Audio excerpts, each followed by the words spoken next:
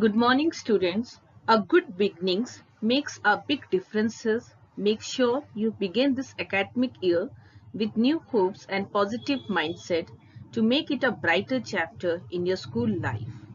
Let us welcome this brand new years with new energies and new hopes to experience new things and to learn things you never know before. So welcome to all of you in the Humanity Badge. Humanity as a subject has a wide scope as it offers various types of studies as human interaction and include comprehensive and analytical methodologies to deal with the social issues. This subject is an umbrella that covers a wide range of subjects as literature, philosophy, language, law, performing arts, religion, communication, anthropology, psychology, sociology, and many more. Through exploration of the humanities, we learn how to think creatively and critically, to reason and to ask questions, because these skills allow us to gain new insight into everything from poetry and paintings to business models and politics. Humanistic subjects have been at the heart of a liberal art education since the ancient Greek first used them to educate their citizens. Through the works of humanities, scholars will learn about the values of different cultures, about what goes into making a work of art, about how history is made, help us understand the world we live in, and give us tools to imagine the future. Students, in history, we will cover the world history. As you can see, this is the cover page of your book and you will read themes in world history. So you can see the contents. There are the names of the chapter in this content. So there are four sections. Early society in the first section. Then you will see the second section is about empire. Section third, changing traditions. And section 4 is toward modernization. So in section 1, early societies, we will cover two topics from the beginning of time and writing and city life. Section 2, empire, in which we will read about Roman Empire in chapter 3, an empire across 3 continents, as we will see the rise of Islam in the Arabian Peninsula and how it spread across the countries in chapter 4, the Central Islamic lands. And in chapter 5, or you can see theme 5, we will read about a nomadic tribe and their expansionist policy led to establish the nomadic emperor. So then in section 3, changing tradition, we will read social order. In chapter 6, 3 orders. Renaissance bring cultural changes in chapter 7 and chapter 8 is confrontation of culture. And in section 4 towards modernization, 18th century onwards, we will study about the Industrial Revolution, displacing indigenous people and path to modernization in chapter 9, 10, 11 respectively. In this section, the early society, we will read about two themes. One, the first one is about the beginning of human existence from the remote past millions of years ago. You will learn how humans first emerged in Africa and how archaeologists they have studied these early phases of history from the remains of bones and stone tools. So archaeologists have made attempt to reconstruct the lives of early people to find out about the shelters in which they lived, the food they ate by gathering plants, produce and hunting animals, and the way in which they expressed themselves. Other important developments include the use of fire and languages. And finally, you will see whether the lives of the people who live by hunting and gathering today can help us to understand the past. The second theme, it deals with some of the earliest cities, those of Mesopotamia, present-day Iraq. So these cities, they developed around temples and were center of a long-distance trade. Archaeological evidence, remains of old settlements and an abundance of written material are used to reconstruct the lives of the different people who lived there. You can see the craftspeople, scribes, laborer, priests, kings and queens. You will notice how pastoral people played an important role in some of these towns. A question to think about is whether the many activities that went on in cities would have been possible if writing had not developed.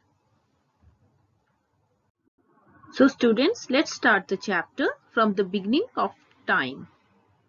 This chapter traces the beginning of human existence. It was 5.6 million years ago, written as MYA, that the first human-like creatures they appeared on the Earth's surface. After this, several forms of human they emerged and then became extinct. So, modern human originated about 160 years ago. During the long period of human history, people obtained food by either scavenging or hunting animals and gathering plant produce. They also learned how to make stone tools and to communicate with each other. Archaeological sources, discoveries of human fossils, stone tools, and cave paintings. They help us to understand the early history. Fossils are the preserved remains or traces of remains of very old plants, animals, or human which have turned into stones. So these are often enclosed in rock and thus preserved for millions of years. Fossils can be dated either through direct chemical analysis or indirectly by dating the sediment in which they were buried. So scientists who study the fossils are called paleontologists.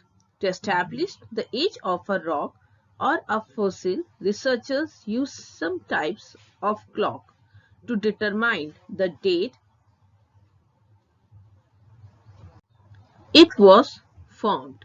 Geologists commonly use radiometric dating method based on the natural decay of certain elements such as potassium and carbon.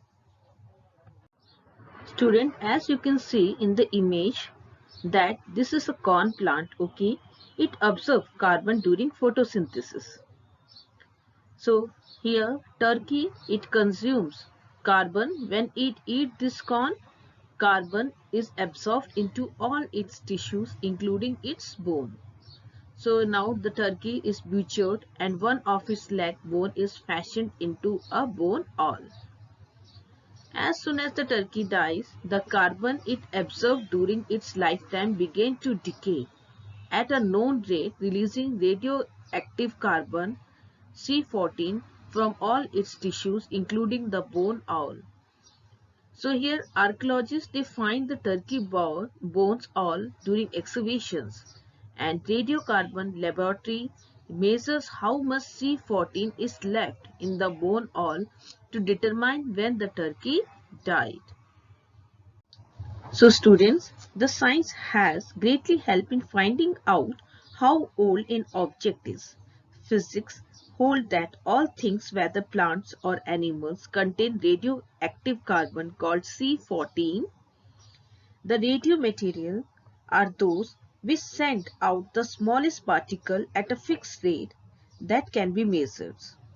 So when the plants and the animals, when the plants and the animals they are alive, they absorb the same amount of carbon 14 from the atmosphere as they lose through radioactivity. But when they die, they stop observing C14 but continue to lose it. When the archaeologists, they get hold of an object of antiquity, they measure the carbon 14 content in the body to determine its date. So the system of finding out the time of an object is called the carbon 14 dating. They try to know the history of the earth from the layers of the rock. So geology is the scientific study of the substances such as the rocks and the soils in order to find out the origin, the structure and the history of the earth. When such discoveries were first made about 200 years ago, many scholars were often reluctant to accept that fossils and other finds, including the stone tools and paintings, they were actually connected with early form of humans. So this reluctance generally stemmed from their belief in the Old Testament of the Bible, according to which human origin was regarded as an act of creation by God. In August 1856, workmen who were quarrying for limestone in the Neander Valley, a gorge near the German city of Dusseldorf, found a skull and some skeletal fragments. So these were handed over to Karl Fuhlrott, a local schoolmaster and natural historians, who realized that they did not belong to modern human. He then made a plaster cast of the skull and sent it to Hermann Schaffhausen, a professor of anatomy at Bonn University. The following years, they jointly published a paper claiming that this skull represented a form of human that was extinct. At the time, the scholars they did not accept this view and instead declared that the skull belonged to a person of more recent times. Some of those who dismissed the antiquity of the skull regarded it as brutish or that of a pathological idiot, or you can see disabled or personality disorder. Recovering fossils, a painstaking process. The precise location of find is important for dating. So these two images, it shows the equipment used to record the location of finds. So here you can see the square frame to the left of the archaeologist is a grid that is divided into 10 centimeter squares. Placing it over to the find spot helps to record the horizontal positions of the find, and the triangular apparatus to the right is used to record the vertical positions. And the next image, it shows how a fossil fragment is recovered from the surrounding stone. In this case, a variety of limestones in which it is embedded. As you can see, this requires skill and patience. The story of human evolutions, the origin of man. So the human beings, they belong to the species called mammals. They also belong to the class called primates. A primate is one of the groups of mammal which is the most intelligent and highly developed. It includes human beings, monkeys and apes.